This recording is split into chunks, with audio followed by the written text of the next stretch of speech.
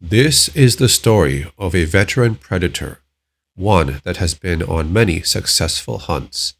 During his time, he has claimed a vast amount of trophies, but now he embarks on one final hunt.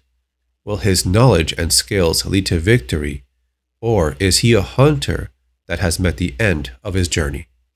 The story picks up as the hunter was already in combat with the alien prey. The hunter on the ground shifted painfully as consciousness returned in a flood. Memory, total alertness, and a canny appraisal of a situation all returned in a split second. Flash of insight, deadly, efficient survival instincts, meshing in perfect sync with the cold, calm intelligence that marks the most successful predator of predators. He had not lived this long for being any less than the very best. But more painful than the terrible acid burns that corroded his agonized flesh was the grim truth they revealed: nothing stays the best forever. A quick systems diagnostic told him that he was in no immediate danger of dying from his wounds. Like all his kind, his physical shell was tough beyond belief, caging an equally resilient spirit. The excruciating pain served as an exclamation point, punctuating his will to live. Permanent disability. However, the hunter forced his mind away from his discomfort and back toward the unfinished business at hand. The trophy he had come so far to claim, the thing he most admired, to which he felt closest.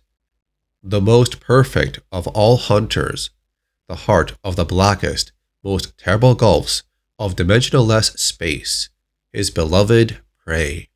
It was his totem, his sole animal, the all-consuming savagery to which he most aspired. The hunter threw an unvoiced command to his cannon and took careful aim. His prey writhed and flailed as if in awful pain, but the hunter's heart surged to see its undiminished ferocity. These things had always drawn him, and he permitted his thoughts to drift back to his homeworld and the glories he had accumulated. None had completed more hunts, none had slain more of the dark nihilistic beings, the collected skulls of which defined the greatest warriors of a warrior race.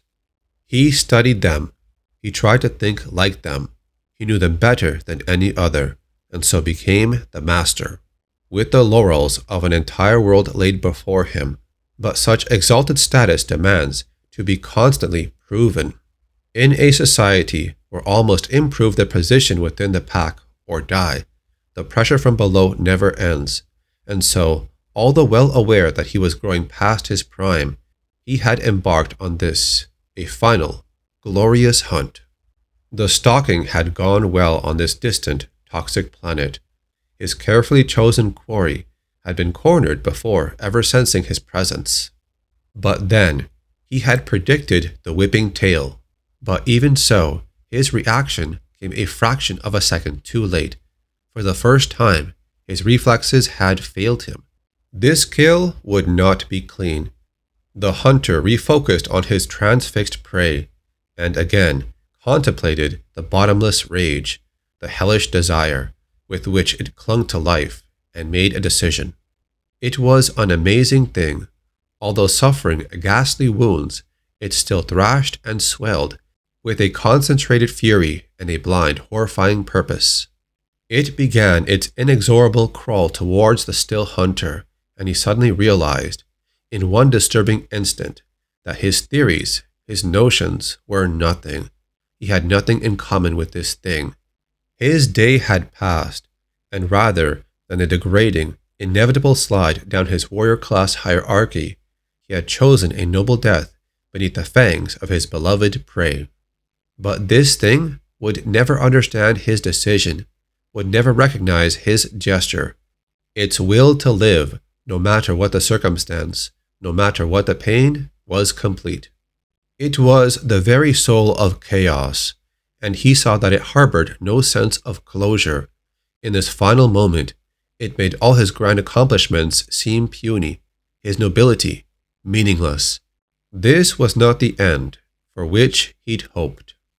And that is the end of the story Aliens vs. Predator, Chained to Life and Death. The End.